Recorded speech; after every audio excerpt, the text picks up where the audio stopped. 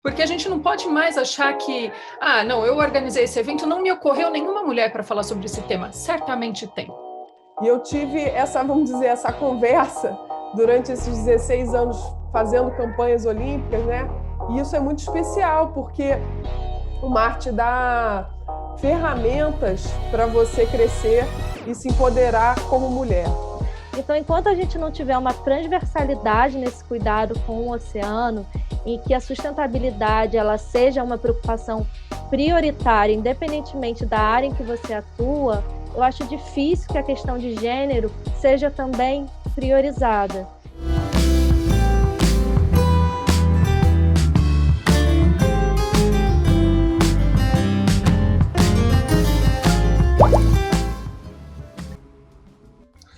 Bem-vindas e bem-vindos à série O Futuro do Oceano 2020, uma iniciativa da Scientific American Brasil e da Cátedra Unesco para a Sustentabilidade do Oceano. Essa série terá 12 episódios tratando temas variados e atuais que precisam permear a discussão na sociedade. Essa série, ela pretende trabalhar essas temáticas com diferentes personagens, com diferentes pessoas, com diferentes formações e relações com o mar, desde cientistas a esportistas, pescadores, e que vão trazer para a gente elementos bastante sensíveis e relevantes de como é que a gente constrói essa concepção de mar na sociedade brasileira. No episódio passado, nós abordamos o tema culturas litorâneas. E como vocês vão ver, esse tema tem muita relação com o tema de hoje, né? E a gente vai começar fazendo, né, puxando esse fio da meada. No tema de hoje, no episódio de hoje, a gente vai falar então de um tema essencialmente importante, que são as mulheres no mar. O mar sempre foi tido como um universo masculino, nada mais equivocado. As mulheres estão presentes em todos os espaços ligados ao mar. Pesquisa, movimento ambientalista, pesca, navegação, esporte e até mesmo na pirataria dos séculos 17 e 18. Para discutir esse tema, temos um imenso prazer de receber aqui a Leandra Gonçalves, a Isabel Swan e a Rita Feudrip. Vou apresentá-las brevemente e depois a gente começa a discussão. Leandra é bióloga e doutora em Relações Internacionais. É pesquisadora do Instituto Oceanográfico da Universidade de São Paulo, na área de Gestão e Governança Costeira e Marinha, e é cofundadora da Liga das Mulheres pelo Oceano. Leandra, você viu que eu já tirei o S do oceano, né? A gente tem todas as mulheres em um único oceano. Exatamente. Rita Feudrip é mestra em Estudos Marítimos pela Escola de Guerra Naval e bacharel em Relações Internacionais pela Universidade Federal Fluminense. Atualmente, desenvolve pesquisa na área de política internacional sobre os impactos da relação entre gênero e oceano para a governança marítima global e suas instituições.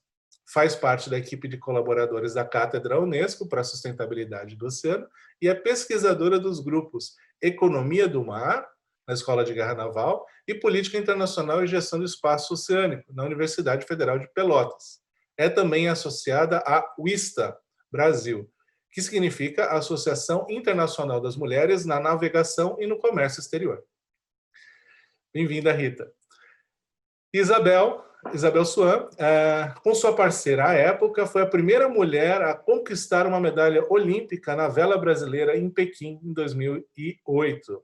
Também foi finalista nas Olimpíadas do Rio de 2016. A atleta faz parte da Comissão de Atletas Pan-Americana e do Comitê Olímpico Brasileiro. E atualmente a Isabel é embaixadora do Instituto Trata Brasil e vice-presidente do Projeto Grael. Bem-vinda, Isabel. Obrigada. Muito bem. Do que a gente está falando, né? E por que a gente está falando desse assunto? Esse é o primeiro momento da nossa conversa. Eu queria passar para vocês que nessas reflexões que eu fiz junto com vocês para a gente preparar esse episódio, uma coisa que me veio à cabeça foi que o mar e o oceano são substantivos masculinos. Mas vida e sustentabilidade são femininos, né?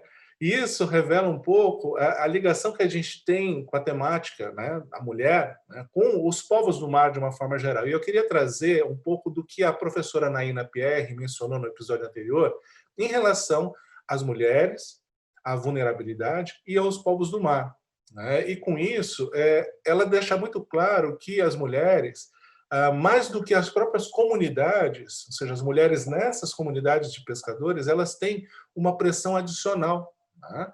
Ela menciona a questão da dupla ou da tripla jornada, porque as mulheres muitas vezes assumem de forma muito mais evidente o papel de militância na luta, né, no protagonismo, né, para garantir a qualidade de vida, para garantir a autonomia dessas comunidades. Então, é um papel que me marcou muito na fala da Naina, no episódio anterior, que a gente falou das culturas litorâneas, em especial a dos pescadores. Então, eu vejo que a gente tem um tema importante, atual, sensível e que precisa permear a sociedade. Então, eu queria passar para vocês assim, deixar que vocês conversem um pouco entre vocês, do que a gente está falando, por que é importante a gente falar desse tema, mulheres no mar. Minha sugestão, Leandra, Isabel e Rita, pela ordem. Legal, Turra, obrigado pelo convite, né? Para mim é uma honra estar aqui hoje num tema que eu considero muito importante. Eu tenho me envolvido cada vez mais. É um tema que surgiu, embora sempre presente, né, na minha vida, porque sou mulher, mas é um tema que surgiu na minha área profissional mais recentemente, né? De um ano para cá, quando a gente criou a Liga das Mulheres pelo Oceano, e a gente começou a coletar e ouvir histórias de diversas mulheres na sua relação com o mar, em diversas profissões, às vezes não profissionalmente ligado ao mar, mas tendo a sua vida muito próxima do mar. E como você colocou, né, a história das mulheres sempre esteve presente com o mar, mas não necessariamente no papel de protagonista. Muitas vezes abafado, né, uma história abafada. E aí a gente começa agora a ver diversas mulheres relacionadas ao mar tomando posições de liderança, conseguindo se envolver em movimentos, né, como você colocou na fala do webinário passado. Então, eu acho que para a gente, quando a gente fundou até a Liga das Mulheres pelo Oceano, foi um pouco disso. Nossa, a gente tem muitas mulheres em diversas posições, em diversas áreas, com diversos interesses relacionados ao mar.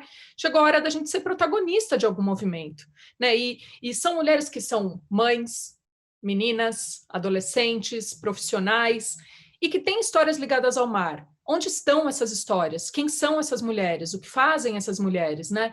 E a gente começou a ver que tinha um engajamento, esse componente que você trouxe da conversa passada, realmente um engajamento muito grande, né? Que as mulheres, para além dos seus trabalhos, elas se engajam em movimentos pela transformação. E a gente tem visto isso no movimento ambientalista, na política, né? Recentemente agora, com a pandemia, com a crise do Covid-19, a gente viu muitas mulheres em posição de liderança tendo atitudes muito coerentes em políticas públicas com relação à pandemia. Então, quem são essas mulheres? Onde estão essas mulheres? O que fazem essas mulheres? E por que por muito tempo a voz dessas mulheres ficou abafada? Então, eu acho que é um tema super interessante estar aqui com a Isabel e a Rita. Eu acho que vai ser uma conversa muito legal sobre o tema. Muito legal, Leandro. Eu acho que assim a gente tem que realmente assumir um papel de protagonismo também, né? Porque o mar e o oceano, para a gente, é uma fonte de aprendizado muito grande, né? Assim, é onde eu passei por derrotas e vitórias, onde eu aprendi a tomar minhas decisões, onde eu criei uma autoestima como atleta, porque me ensinou a querer dar mais um pouquinho, a querer fazer melhor, entregar com excelência, porque, né, estamos falando, né, sou uma velejadora olímpica de alta performance, então eu preciso ler os sinais do mar. E eu tive vamos dizer, essa conversa durante esses 16 anos fazendo campanhas olímpicas, né? E isso é muito especial, porque o mar te dá ferramentas para você crescer e se empoderar como mulher. Eu acho que tem muito isso. E quando a gente fala de uma classe, né, e de um esporte que é tradicionalmente no Brasil muito masculino e que também requer uma força física grande, mas tem a questão de uma força da sensibilidade, do sensível, da leitura, e eu acho que isso, a mulher tem muito, assim. Então, eu aprendi a velejar novinha, e eu me lembro, assim, eu indo velejar, né? E o desafio que foi para mim estar no barco, aprender com a natureza e ir desenvolvendo com isso, né? Eu já dei aula para criança de vela também e pude ver o desenvolvimento especialmente de meninas, né? Com o mar, né? Enfrentando um dia de vento mais forte, com mais onda. E eu vejo hoje mulheres, assim, depois, né, crescidas, que ganharam muito com essa relação. Então, é muito rico e obrigada pelo espaço aqui. Feliz de estar compartilhando com vocês. Queria agradecer também, Turra, pelo convite, porque é muito especial poder falar sobre essa questão das mulheres no mar, né?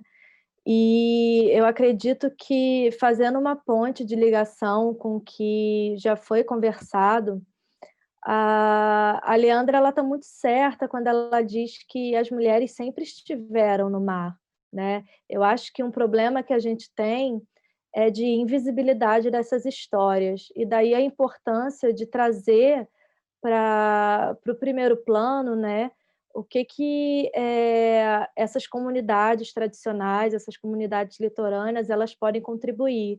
Porque muito da nossa história documental, muito do que a gente tem em arquivo, é contado por homens, né? É muito uma narrativa de um lado só. Então, eu acredito que é importante a gente ter a noção de que não é que as mulheres estejam surgindo no mar só agora.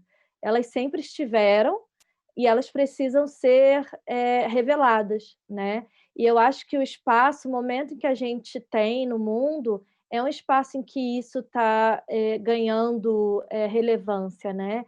E eu, como mulher, também trabalhando com relação ao mar, mas não diretamente no ambiente marinho, né, trabalhando mais com uma área de política, eu me sinto muito subrepresentada nesses espaços em que as decisões são tomadas, em que as discussões são feitas.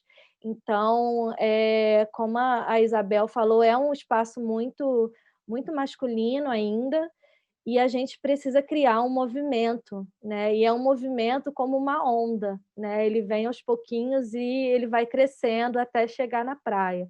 E eu espero que não morra na praia esse movimento, que ele continue como um tsunami, né? Subindo os degraus da hierarquia de liderança, porque ainda há muito poucas mulheres sendo ouvidas com relação ao que deve ser feito pela sustentabilidade dos oceanos. Então, a gente tem um movimento de baixo para cima, mas o andar de cima parece que tem o teto, e eu acho que a gente precisa rachar e penetrar esse teto. Obrigada. Muito bacana, e é muito legal isso, assim, porque vocês começam a demonstrar o que vocês mesmos estavam colocando, que é, na fala de vocês, essa sensibilidade, essa serenidade e esse comprometimento com a questão, né? Mas antes da gente passar para uma questão um pouco mais de como a gente trabalha essa questão, para a gente aprimorar, né, a inserção feminina nas mais variadas frentes oceânicas, né?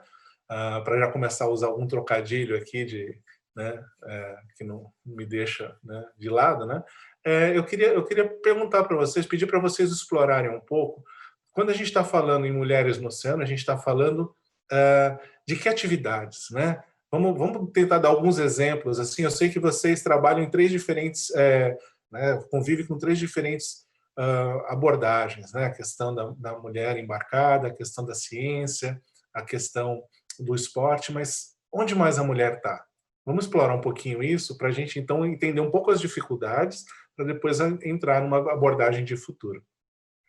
Rita, quer começar? Depois Isabel e Leandra, e a próxima rodada a gente começa com a Isabel. Claro, eu acho isso muito importante, porque eu sou uma mulher que teve experiências em ambientes masculinos, especialmente na Organização Marítima Internacional, que é um espaço muito burocrático, né, mas importante para a regulação, por exemplo, de navios, e a gente, quando fala no mar, a gente pensa num ambiente de vida marinha, mas tem muita vida humana no mar, né? Se a gente pensar agora, no momento, quantos seres humanos não estão a bordo de algum navio em algum ponto do oceano, né? Então, eu acredito que essas mulheres no mar, elas são também mulheres que estão na terra preocupadas com o mar e com o que fazer, né?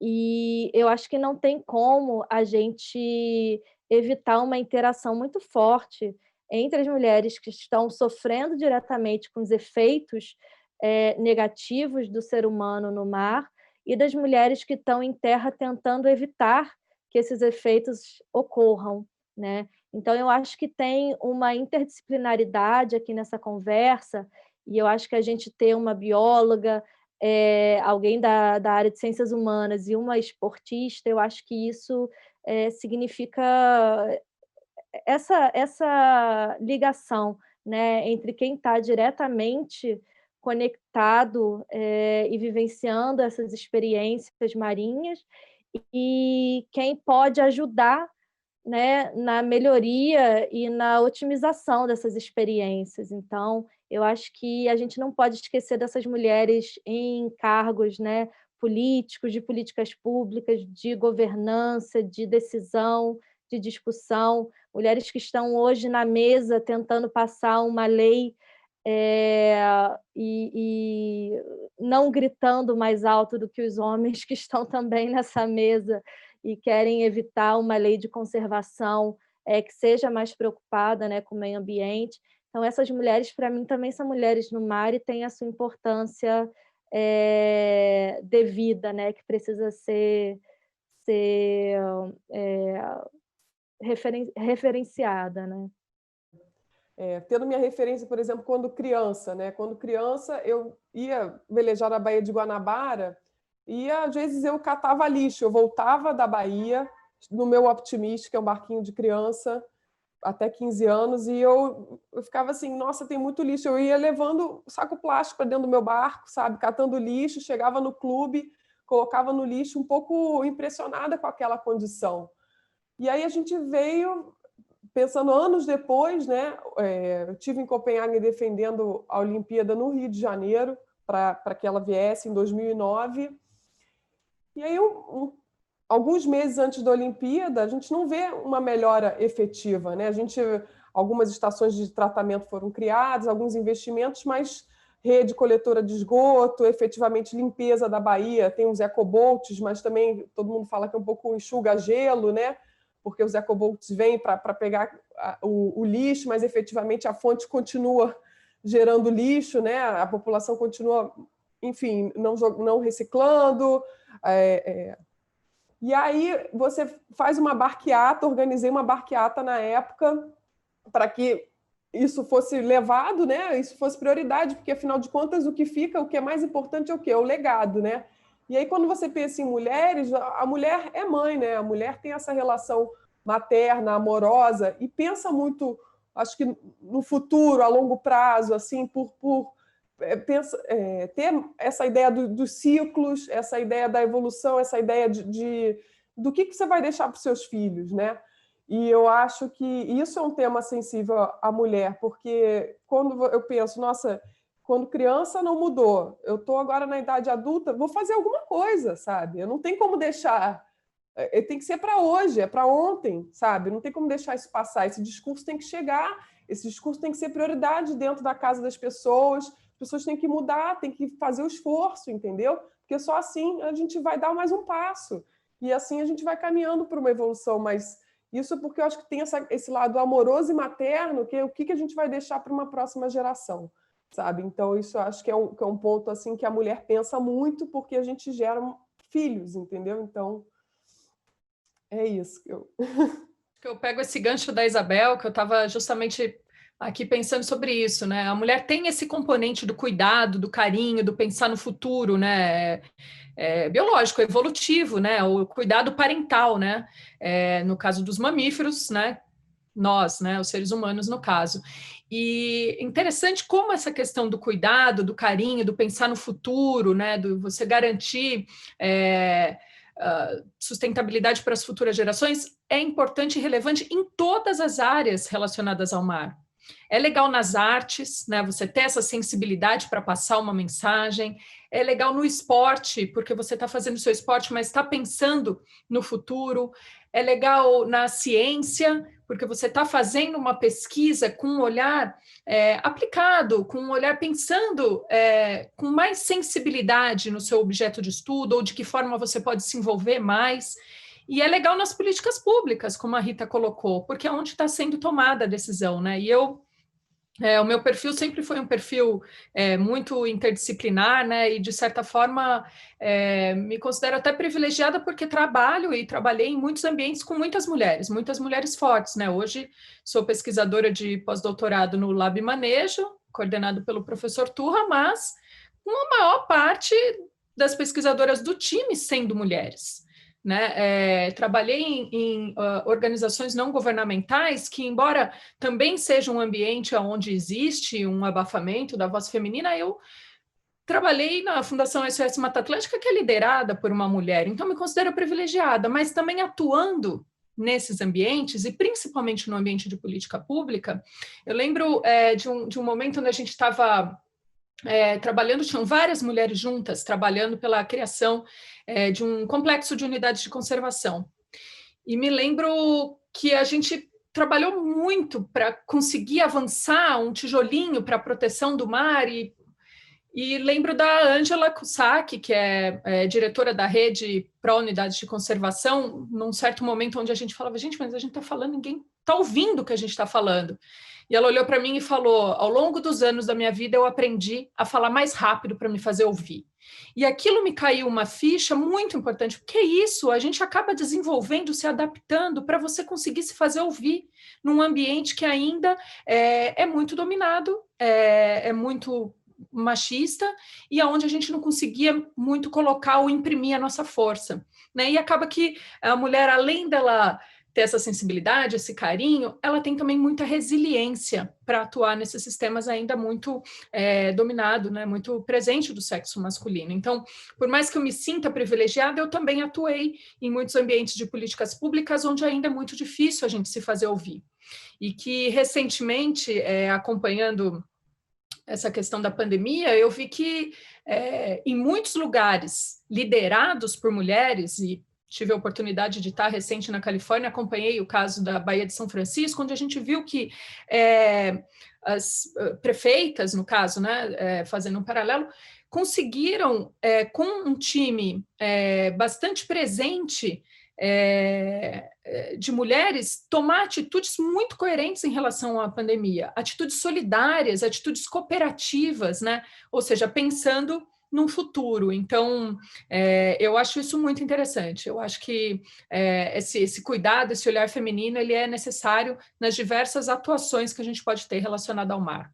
Não, muito bacana, e deixa ficar muito clara na fala de vocês a palavra superação, a palavra persistência, a palavra essência. Estou tentando falar isso com uma serra do vizinho que começou a cortar aqui, espero que não esteja atrapalhando, ele parou, mas o fato é que eu acho que esse é um ponto muito importante, e eu queria resgatar aqui, né, eu estava falando com o Alfredo, ele estava lembrando aqui da Raquel Carlson, né, que ela era uma bióloga marinha, que é mais conhecida pela luta ambientalista do ponto de vista dos agrotóxicos, mas ela vivia numa poça de maré, né, basicamente nos Costões Rochosos estudando, né, e ela teve um papel muito importante nesse redirecionamento da forma como a gente vê a questão, né, a questão da conservação, a questão do oceano.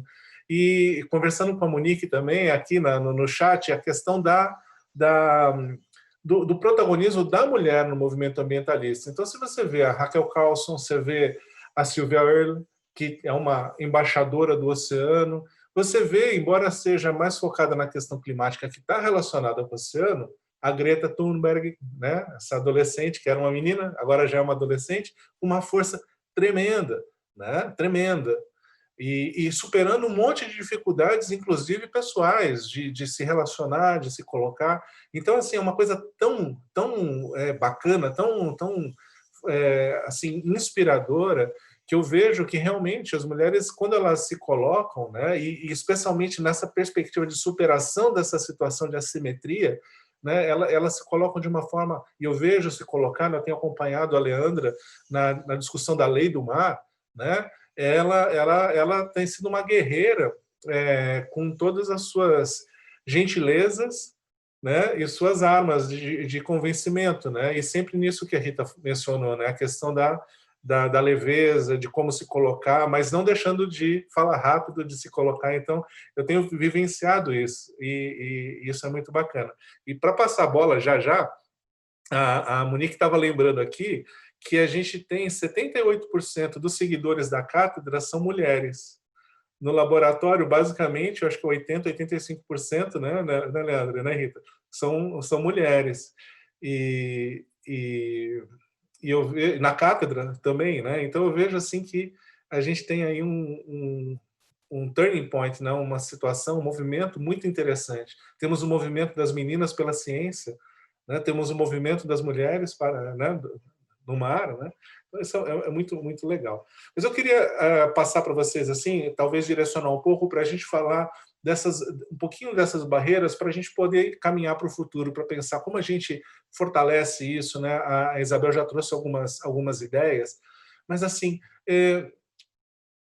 na pele de vocês, né? O que vocês já sentiram, né, de dificuldade que levou vocês a uma superação em relação a essa questão, né? Isabel tinha colocado que a vela é um esporte tipicamente masculino, a questão da força, mas assim, eu queria me permitir pedir para vocês compartilhar um pouco dessas frustrações ou dessas angústias ou dessas situações que vocês passaram. Aí, se a Isabel puder começar, aí depois a Leandra e a Rita, por favor. Então, eu passei por uma situação até na Olimpíada do Rio, em 2016, né? A gente estava indo muito bem na Olimpíada, a gente se classificou para a regata da medalha, regata final. E aí, bom, a raia foi exatamente ali no Pão de Açúcar, um lugar bem emblemático, né? E eu muito feliz com aquele momento, com oportunidade, vendo, né, referências do mundo todo ali competindo na Baía de Guanabara.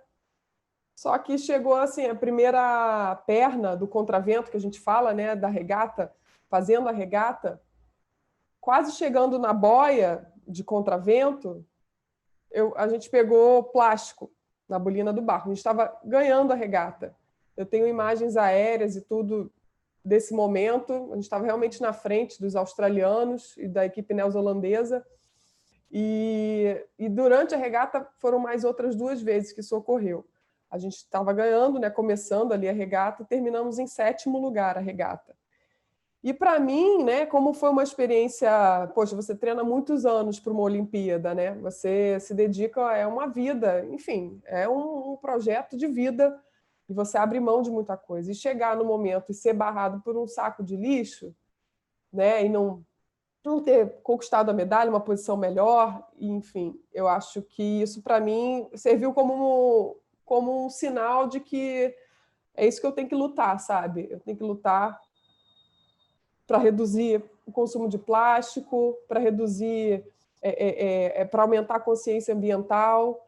Então, acho que para mim essa virou a minha medalha, onde a gente vê problema, né, onde você pode encontrar também a maior solução, a maior luz para suas coisas, se você fizer uma outra leitura. Então, por que aquilo aconteceu comigo? Poxa, eu tenho que ser uma porta-voz disso, sabe? Justamente nos Jogos do Rio, justamente, enfim, numa regata final de Olimpíada.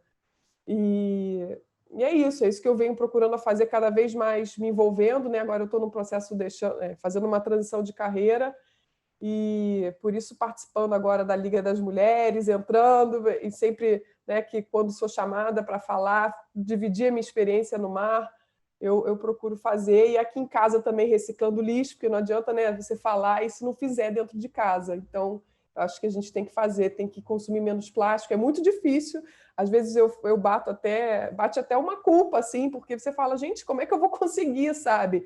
Porque isso requer um esforço, uma mudança, e um tempo investido também. Você precisa de tempo para você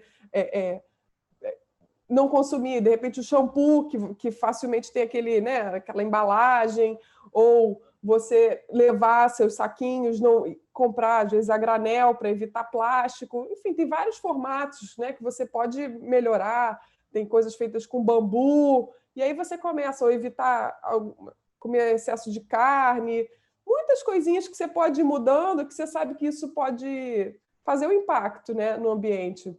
Então, hoje, o meu lixo reduziu bastante, eu, enfim, separo o orgânico, depois eu recebo adubo em casa, e são pequenas ações, assim, pretendo cada vez melhorar mais, otimizar isso, né? Mas eu sei que é um desafio também para quem está em casa e recebe todo dia, né, produtos plásticos. A gente vive muito assim, né? Então acho que se a gente começar a se sensibilizar, isso vai passar para a indústria, né? E que é o maior desafio, né? Quando a gente pensa em 1 milhão por hora de consumo de garrafas plásticas. Não sei se esse dado está correto, é 1 milhão por hora ou por minuto, que eu fiquei tão impressionada com esse dado. Depois vocês...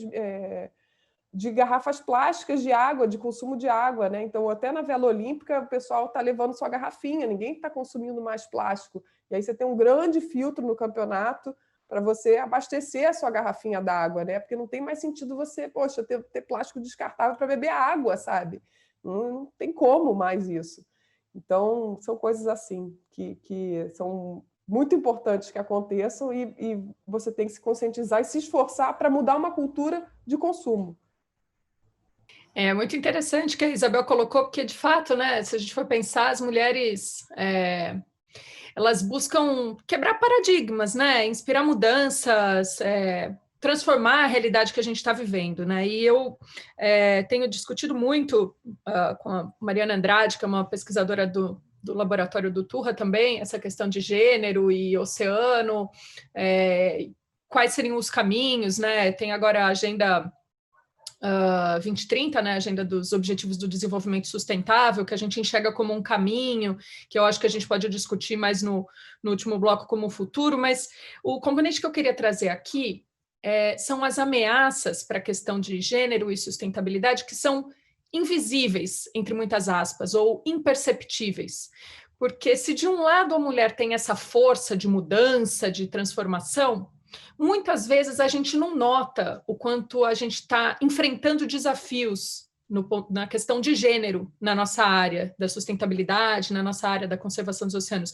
Então, muitas vezes a gente é chamada de menina, né, para reduzir o nosso potencial de contribuição, ou muitas vezes a gente nota eventos onde a maioria das pessoas que estão ali para falar são homens, ou muitas vezes numa mesa de discussão você está concluindo o seu pensamento e você é interrompida. E talvez na maioria das vezes a gente não note isso como um desafio, mas na verdade ele é um desafio tremendo, porque é nesses momentos onde a gente consegue se colocar, e hoje a gente está aqui numa mesa com 3 mulheres, mas a gente está falando sobre o tema mulheres no mar.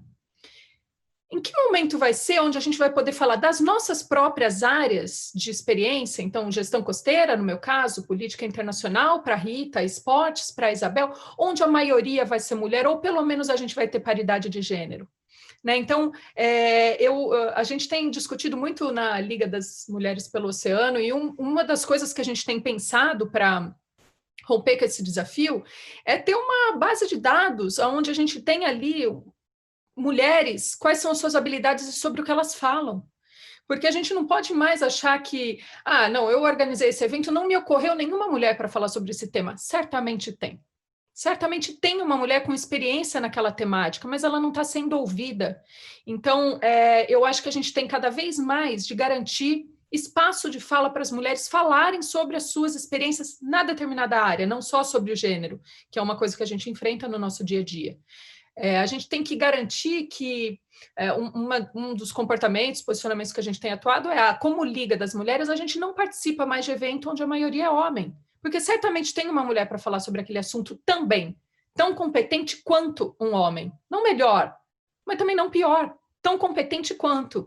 Então, a gente optou por essas duas atitudes que a gente acha que podem ajudar a romper esses desafios. Não vamos mais participar de eventos onde não tem a paridade de gênero, não vamos apoiar esse evento e vamos propor uma solução, que é uma base de dados que a gente está construindo sobre o que as mulheres falam. Porque mulheres também sabem falar sobre diversos assuntos das suas experiências. Então, acho que, baseado um pouco nas experiências que as mulheres que hoje fazem parte da Liga das Mulheres pelo Oceano, a gente começou a pensar, então, um dos nossos principais desafios é ter o nosso espaço de fala. É não ser mais chamada de menina como uma forma de diminuir o seu conhecimento, é ser reconhecida como uma profissional na sua área. Eu acho que esse é um dos desafios que une um pouco essa questão de gênero e sustentabilidade. Bom, pegando o gancho da Leandra, eu acho que é muito importante essa questão do lugar de fala, combinado com uma perspectiva de que o ambiente que a gente vive do machismo e da ocupação masculina por excelência é um ambiente cultural, institucional, estrutural. Então, parece que as mulheres elas têm que sempre estar se mostrando mais capazes, duplamente capazes, por causa do gênero, né? Então, não é só que você precise mostrar que você sabe sobre algum assunto, mas você precisa mostrar que você sabe, apesar de ser mulher, né? Ou sendo mulher. E isso é uma dificuldade que causa uma carga emocional muito forte nas mulheres, né? E eu trago, voltando à pergunta do Turra, 2 exemplos de 2 espaços que têm uma relação direta com a sustentabilidade e, ainda assim, não a colocam como prioridade. Um é o espaço militar, que é da onde eu venho. Eu estudei numa escola militar, né? Eu estudei na escola de guerra naval, eu convivi em espaços muito militarizados, não só no Brasil, como lá fora. Essa Organização Marítima Internacional que eu visitei, a maior parte das comissões, das comitivas dos países, é formada por forças armadas. E eu acho que a gente precisa discutir essa questão do que é ser homem na nossa sociedade, né? Então, o homem sustentável, o homem que se preocupa com o oceano, é diferente do homem militar que às vezes decide por alguma lei ou por alguma regulação. Então, eu acho que a gente tem várias mulheres e a gente tem vários homens, né? E por isso que eu gosto tanto da palavra gênero, porque ela me permite atravessar esses níveis, né, do que é feminino e do que é masculino. E um outro mundo em que eu acho que a sustentabilidade tem tudo a ver, mas que também ainda não é priorizada, é o ambiente corporativo, é o ambiente das atividades econômicas. Então, acaba sendo o mar um empecilho para algumas atividades, e as mulheres que, como a gente viu, na área de sustentabilidade, são maioria nesse cuidado, nessa proteção, nessa luta, nesses outros espaços não são. Então, eu trabalhei em áreas de logística internacional, em áreas de transporte internacional, e essas áreas são majoritariamente ocupadas por homens. Eu ocupei espaços hierárquicos militares que são majoritariamente ocupados por homens. Então, enquanto a gente não tiver uma transversalidade nesse cuidado com o oceano, em que a sustentabilidade ela seja uma preocupação prioritária, independentemente da área em que você atua, eu acho difícil que a questão de gênero seja também priorizada.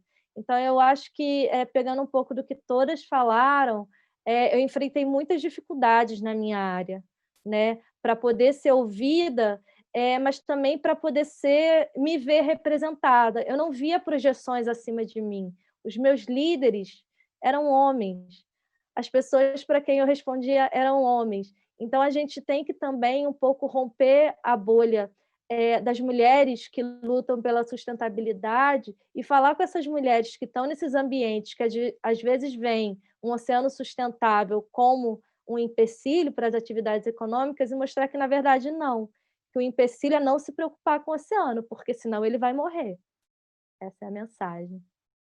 É fantástico, fantástico, porque, na verdade, vocês falando isso, eu comecei a visualizar aqui que essa narrativa que você trouxe, Rita, ela vai ficar uma coisa do passado, né? Está ficando, né? Por quê? Porque vocês três estão aqui, por exemplo, né? E vocês são pessoas com muita projeção, né? Nessa temática, né? Não das mulheres, mas essas temáticas que vocês trabalham. E eu vejo que essa mudança ela vai acontecer na medida em que as meninas, as crianças hoje, né? Virem em vocês isso que você não estava vendo quando você era menina, criança, entendeu? Quando você estava se formando, essa polarização que você está relatando na sua fala, né? Então eu vejo que, é claro, que é uma questão que não muda tão rápido, ela meio que generacional, cultural, como você colocou, Rita, cheia de representações e de resgates, de repetição cultural, mas eu vejo que vocês têm um papel como líderes, né, como pessoas de projeção, né, como mães, como filhas, como mulheres, como profissionais, vocês têm um papel muito grande com essas meninas, né? Por que eu estou falando isso? A gente teve na semana passada uma violência tripla, quádrupla, com uma menina de 10 anos, né? Que foi vítima centenas de vezes, né, de uma mesma fatalidade, ou não é uma fatalidade, de uma situação, né, que aflige milhares, milhões de crianças, não só no Brasil, mas no mundo. 3 semanas atrás, a gente teve uma mãe perdendo a guarda da filha por uma opção religiosa, que era contrária à opção religiosa da avó, e que houve uma mobilização política, inclusive, de apoio à perda da guarda. Há uns 2, 3 anos tivemos uma menina, outra menina, se eu não me engano, ela tinha 13 ou 14 anos, sendo apedrejada por uma opção religiosa, né, no Rio de Janeiro. E aí a gente começa vendo, né, que não é só a questão do mar, a questão da ciência, a questão política, a religião, é o esporte, né, são milhões de situações em que as meninas elas acabam, né, e eu estou falando isso porque a gente falou da Greta, né, e estamos falando de um monte de outras meninas, de crianças que estão aí com uma capacidade tremenda de conseguir se construir enquanto cidadã, né, enquanto cidadã, enquanto profissional, para se colocar e ter uma vida feliz, né? Ter uma vida cheia de escolhas delas, né? E eu vejo vocês não só como exemplo, né, que são, obviamente, mas eu vejo vocês também como promotoras disso, né? Então eu queria pegar um pouquinho a lógica das meninas da ciência, né, que a professora Camila Signori do IO tem trabalhado assim de uma forma muito interessante, muito aguerrida, né? Mas expandir isso assim, como que vocês têm feito isso assim no dia a dia de vocês? Vocês têm lidado, né? Como que vocês interagem com essas crianças, né? Que estão precisando de exemplo, estão precisando de lideranças, de heroínas, né? Que vocês são. Vocês têm feito alguma coisa nesse sentido? Vocês poderiam narrar um pouquinho, né, as experiências que vocês tiveram? E aí, fiquem à vontade. Talvez Leandra, Isabel e Rita, ou Rita, sei lá, agora eu já não sei mais qual ordem a gente pode fazer. Mas fiquem à vontade. Escolham entre vocês aí a sequência. A minha relação com meninas que queiram ter a sua vida ligada ao mar, ou não necessariamente, mas que queiram ter as suas escolhas, né? Que eu acho que isso é uma questão bem interessante para a gente abordar. Tem sido através de palestras, né? Palestras em escolas de ensino fundamental, e mais no sentido de, sim, compartilhar o conhecimento que eu aprendi sobre descarte do lixo, que, como a Isabel colocou, é um imenso desafio na pandemia, agora ainda maior, sobre reciclagem, sobre atitudes sustentáveis, sobre a importância do mar no nosso dia a dia, mas também para servir como... não sei se exemplo seria a melhor palavra, mas como uma forma de falar, olha, eu posso também, né? Eu também tenho essa possibilidade, eu também posso mudar as minhas atitudes, eu posso, estando na quinta série, chegar na minha casa e explicar para o meu pai, para minha mãe, que é assim que a gente vai reciclar o lixo. Eu vejo aqui em casa com meu filho, né? Que hoje já, quando vê uma torneira aberta, já fala, estamos gastando a água do planeta. Então, acho que é muito importante se a gente quer mudar alguma coisa para as futuras gerações, é mudar a futura geração, né? Quem vai ser essa futura geração? Quem vão ser os futuros líderes? Quem vão ser as novas mulheres? E quem vão ser os novos homens, né? Porque mais do que a mulher ter que... eu acho que a grande mudança de paradigma é mais do que a mulher ter que lutar pelo seu espaço, ter que falar mais rápido para se ouvir, é o homem saber dar espaço para a mulher. Né? Então, eu tenho filho homem, né? Então, eu trabalho para que ele seja um homem diferente dos que a Rita enfrentou, né, quando ela olhava para cima e falava qual vai ser o meu lugar. Né? Então, acho que muito já mudou, muito ainda pode mudar, então eu acredito muito no poder do conhecimento, né, do que a gente vai compartilhar com os mais jovens. Eu vendo assim, né, Leandra, que dentro do esporte, por exemplo, né, nas comissões de atletas, eu faço parte de duas comissões, a Comissão Pan-Americana das Américas e na comissão do COB, né, do Comitê Olímpico.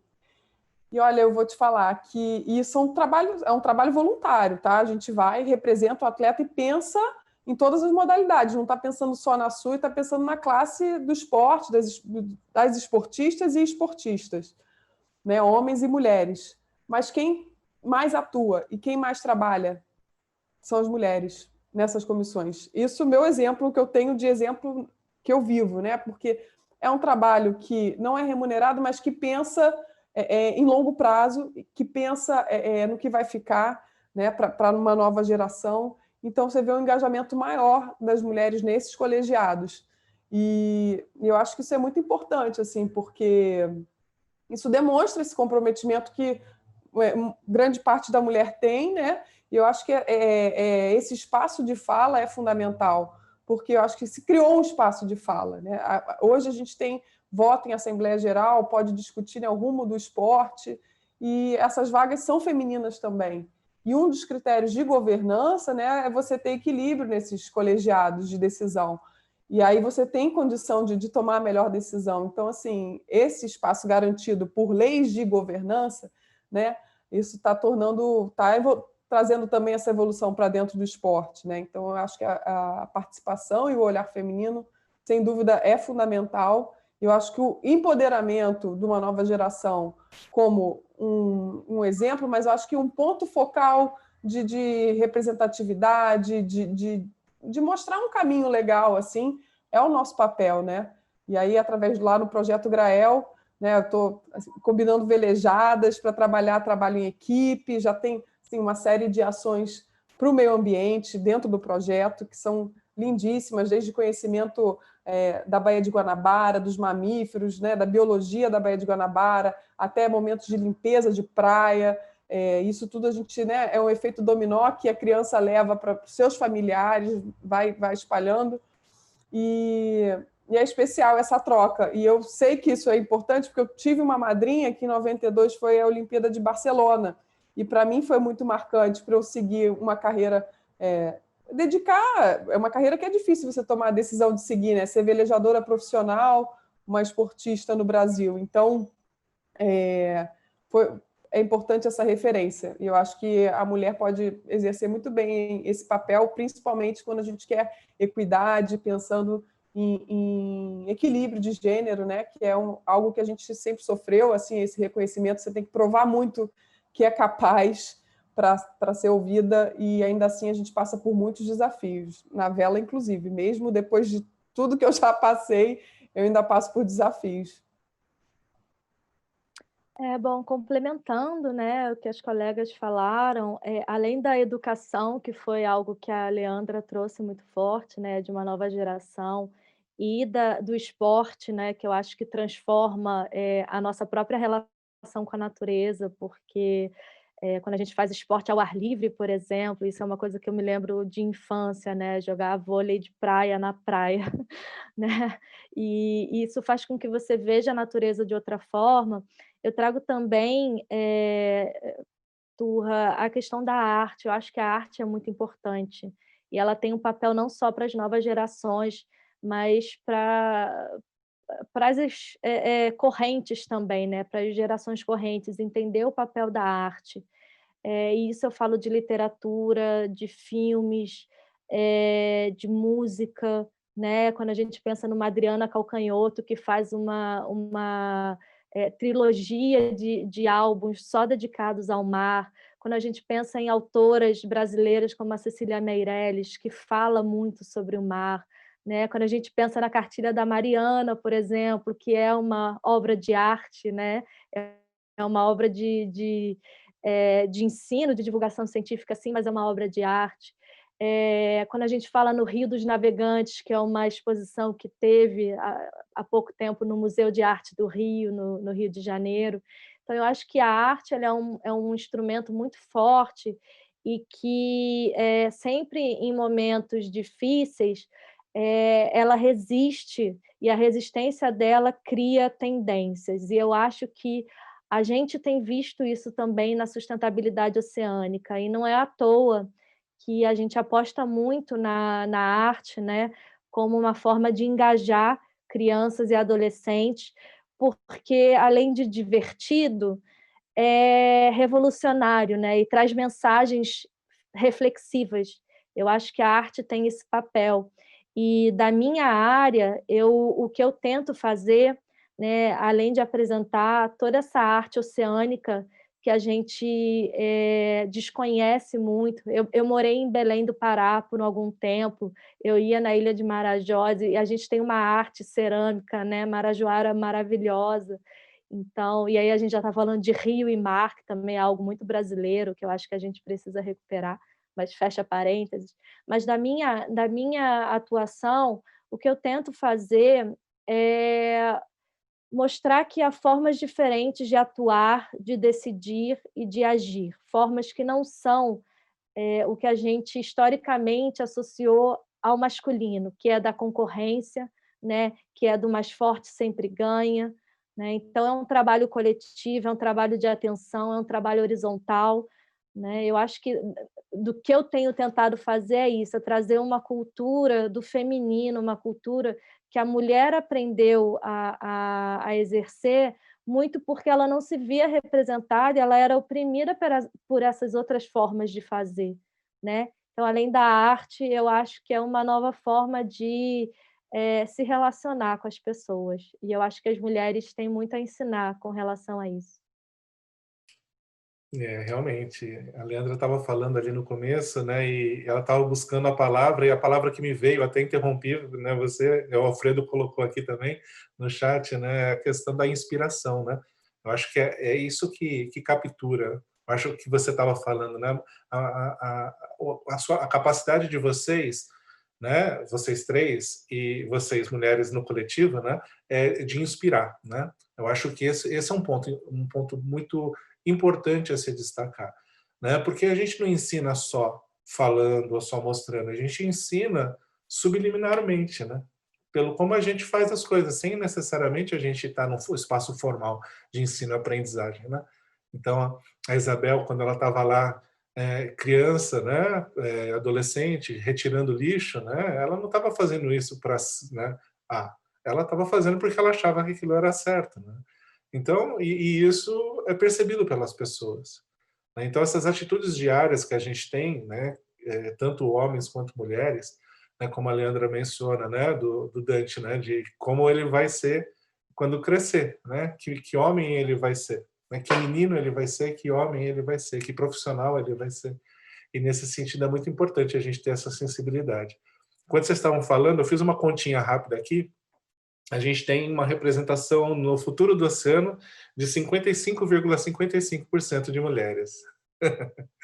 E não foi do tipo assim, precisamos fazer a cota, né, a cota, o balanço geográfico e o balanço de gênero. Não, a gente foi fazendo, e daí as pessoas, né, que vinham à cabeça, poxa, quem pode falar disso, quem pode falar daquilo, tarará.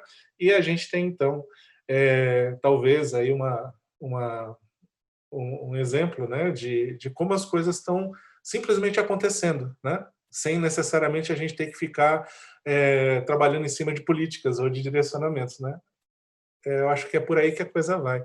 Eu queria pedir para vocês, numa fala final, de vocês darem uma mensagem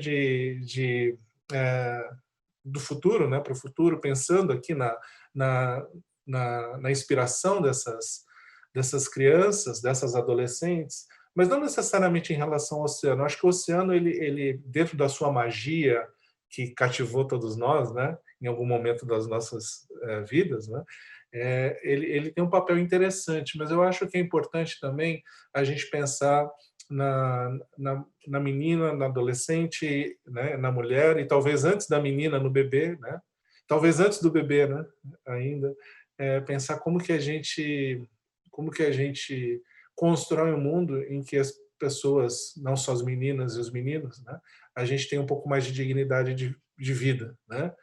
Que a gente possa comer, que a gente possa seguir os ODSs, né? Comer, que a gente possa não viver na miséria, que a gente possa ter direito a um ambiente limpo, saudável, equilibrado, que a gente possa manifestar todas as nossas desejos, né? Todas as nossas vontades de ser uma pessoa nesse mundo, né? O que vocês diriam aí para as meninas e para os meninos, né? Para as mulheres e para os homens que estão aí nos ouvindo? Quem quer começar? Eu posso começar, porque isso é uma coisa que eu tenho pensado muito, sabe, Turra? Eu ainda não sou mãe, né, eu acho que diferentemente de vocês 3, eu acho que vocês 3 têm filhos, talvez a Isabel eu não conheço bem, mas eu não sou mãe, pretendo ser, mas hoje, eu acho que eu tenho muitos filhos e filhas que são alunos e alunas e pessoas mais novas que eu, que me perguntam, né, sobre, como resistir num ambiente, num mundo que é tão opressor a algumas características que eu trago. A primeira é de ser mulher, a segunda é de ser nova, né, e a terceira é de ser, ou de ter compaixão, né, que é cada vez mais difícil no mundo de hoje. Então eu me considero minoria nesse sentido. Mas quando a gente olha para o lado, tem sempre alguém com maiores dificuldades que a gente, sabe. E eu acho que é muito importante a gente pensar, que um futuro depende de uma diversidade e de uma igualdade que seja inclusiva. Então não é só, pensar em mulheres e homens, mas em todos os recortes que a gente tem.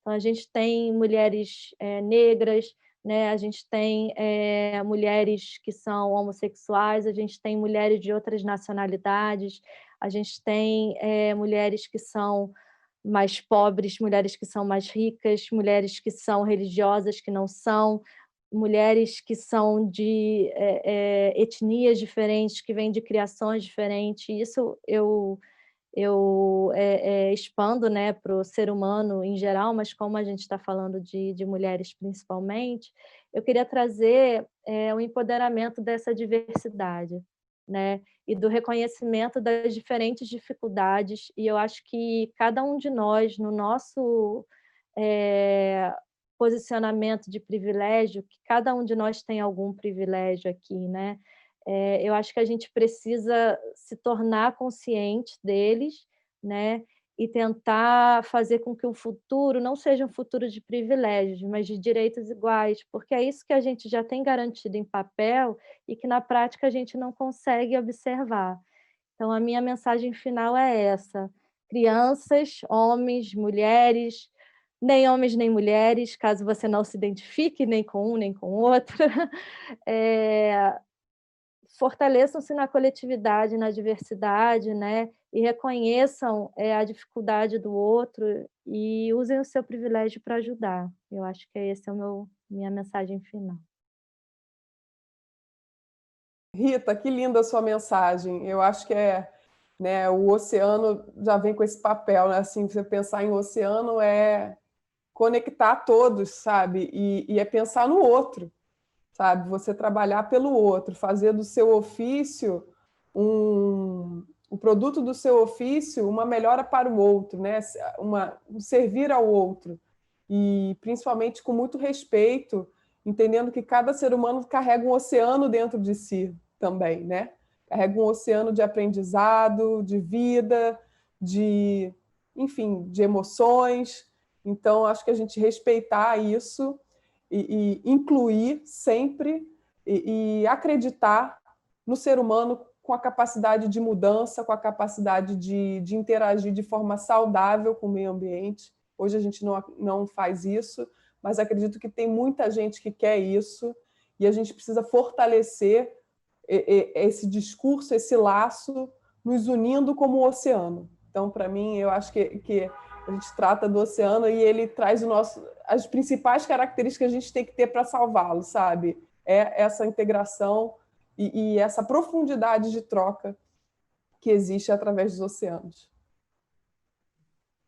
Fiquei numa situação complicada acrescentar alguma coisa diante de tanta inspiração que veio da Rita e da Isabel, mas eu estava aqui pensando, é isso mesmo, né? Eu acho que o futuro, o que a gente mais quer, o que a gente mais deseja e o que a gente precisa buscar é que a gente não precise mais remar contra a maré, né? Que a gente possa ser essa maré, uma maré de respeito à biodiversidade, respeito às diferentes etnias, raças, culturas, as diferentes opções de gênero, que possa ser uma maré inclusiva, né? Biodiversa, justa, equitativa, porque de fato a gente não vai conseguir criar esse oceano único, esse oceano, né, que queremos, que buscamos, que seja conectado, integrado, que seja inclusivo, se a gente tiver desconectado, né, como sociedade. Né? A sociedade, de fato, precisa aprender a ser mais cooperativa. E, nesse sentido, eu acho que as mulheres têm muito a contribuir com o seu olhar solidário, com o seu olhar integrador e de cuidado e carinho com o próximo e com o meio ambiente. Né? Então, que a gente possa ser a força de transformar, não ter que ir contra a maré, mas ter que aproveitar, né, esses bons ventos, como a Isabel sempre soube aproveitar na sua profissão, mas que a gente possa aproveitar esses bons ventos, essa nova maré, para a gente seguir para um outro futuro, um futuro inclusivo e solidário. Pois é, são 3 mensagens lindas, fortes, importantes, e sem querer assim, fechar sem externalizar uma coisa que eu queria muito falar, né? Que eu acho que é um momento importante para a gente fazer uma reverência, né? Às mulheres que são responsáveis por isso que está acontecendo, dentro da sua generosidade, dentro das suas lutas, né? As mulheres que fizeram com que a gente viesse até aqui, estivesse aqui hoje falando, né? Que nos ajudaram, né? De várias formas a chegar até aqui, nos inspiraram, se desdobraram para que a gente conseguisse. Então, acho que é um ponto importante e, né, nesse momento, assim, dizer que eu acho que a gente está cada vez mais chegando perto de um momento em que a gente não vai mais precisar ter esse tema, né, de forma a buscar essa igualdade, né? Eu acho que cada vez mais eu acho que a gente essa questão vai ser natural. A gente não vai precisar mais falar de feminicídio, né? A gente não vai precisar mais falar de questões relacionadas à violência contra a criança, né? A gente não vai precisar falar mais dessas coisas, porque essas coisas simplesmente não vão mais acontecer, né? Eu acho que é isso que todo mundo deseja. Então, quando a gente está falando desse tema, dessa sensibilidade, dessa questão tão central, né? E a Leandra coloca muito bem no começo, né? A questão biológica, né? Como biólogo também não dá para fugir muito dessa coisa, né? A questão biológica é uma questão muito forte, né? E a questão do cuidado parental, a questão da construção de alguma coisa que protege, que canaliza e que mira o futuro, né? Então, talvez esse seja um pouco o meu desejo, né? De daqui a um tempo, não muito, né? A gente já tenha superado isso e a gente possa se direcionar a focar em outras questões, né, que são também importantes, né? Então, sei lá, acho que é importante a gente reforçar, né, essa importância, e especialmente assim, né, lembrando que há 50 anos atrás, né, na época, né, que as mães, né, tias, né, elas estavam, né, iniciando a sua vida profissional, a realidade era bem diferente. Há 80 anos atrás era muito mais diferente ainda, né? Eu acho que, na perspectiva histórica, a gente está vendo mudanças muito importantes, mas a gente só está aqui porque elas fizeram muitas coisas, sofreram bastante e deram muitos exemplos, como vocês estão dando, esses exemplos de, né, essa inspiração para as meninas e para os meninos que estão crescendo aí. Obrigado, gigantesco, assim, para vocês por terem permitido que a gente trouxesse essa discussão desse jeito tão bacana que vocês trouxeram, né? Compartilhando com as pessoas um pouco dessa serenidade, dessa sensibilidade que vocês têm. Agradeço muito, né? E, infelizmente, a gente tem que ir fechando. Então, Leandra, Isabel, Rita, é um prazer imenso tê-las aqui. Gostaria que a gente pudesse ficar mais tempo conversando, dialogando e construindo alguma coisa, né? Que a gente não sabe muito bem o que vai ser, mas que tem que ser melhor do que está hoje. Queria agradecer também à equipe da Cátedra Unesco para a Sustentabilidade do Oceano, da Scientific American Brasil, do Instituto de Estudos Avançados da USP, por todo o apoio na construção dessa série. Queria também mencionar que na semana que vem teremos, no episódio seguinte, teremos o tema Ocean Literacy, ou Cultura Oceânica, para a gente discutir um pouco mais sobre como que esse tema está permeando na sociedade, né, o oceano, e pedir, né, para quem gostou, deixar o seu joinha aqui, divulgar, para a gente espalhar essa mensagem aí pelos 7 mares, né, nesse único grande oceano interligado que a gente tem. E com isso eu me despeço, deixando uma mensagem aqui de esperança e de né, esse bordão aí que eu tenho falado, que, né, para a gente não vale dos males o menor, e sim dos mares o melhor. Fiquem bem e a gente vai seguindo aqui na faina e no diálogo do oceano. Um grande beijo e até a próxima. O cientista que ainda extrapola para a divulgação científica seria uma paixão ao dobro, porque se a ciência em si já é pouco valorizada, o divulgador científico menos ainda. O Acordo de Paris já foi para o saco e não vejo a cidade mais rica da América Latina, como nós, complexados paulistanos gostamos de falar, tomar uma medida. Bom, o oceano ele integra tudo, então não tem como a gente não falar de uma formação integral, trazendo essa reflexão sobre o que representa o oceano no planeta. Ele integra todas as ações que acontecem no continente e se refletem nos oceanos.